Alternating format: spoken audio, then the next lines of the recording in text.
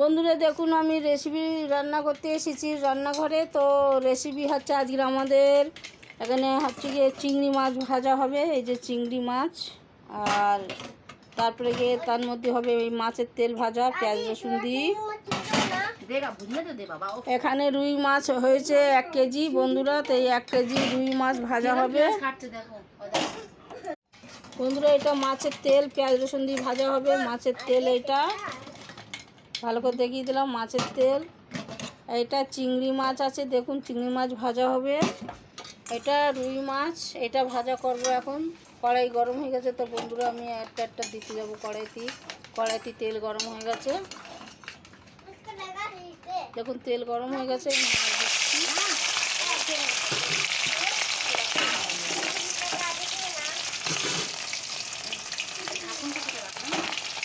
তো এই একটা থাকেন কোন রাখ। এখন ওই মাছ ও ধোয়া লাগবে না, মুছি দিয়ে কপড়া দিই মুছ।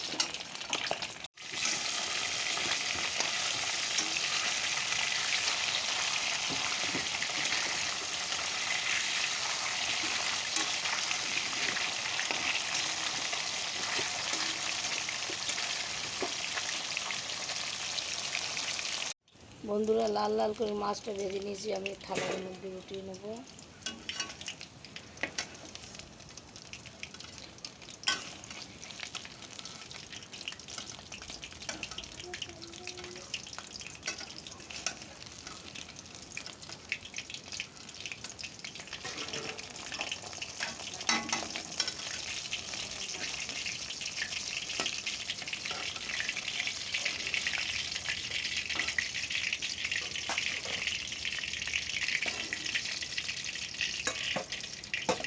বন্ধুরা মাছ ভাজা উঠিয়েছি, আরও ভাজবো, আরও আছে।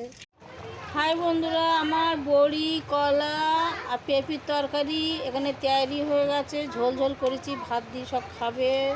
তো আমার এই রান্নার রেসিপি এখানে কমপ্লিট হয়ে গেছে। দেখুন কলা, আলু, বড়ি, পেঁপি গাছের, কলা গাছের, আলু গাছের, আর বড়িও গাছের। তো না, বড়ি হাত দিয়ে তৈরি করতে হয়, গাছেরই তো জিনিস।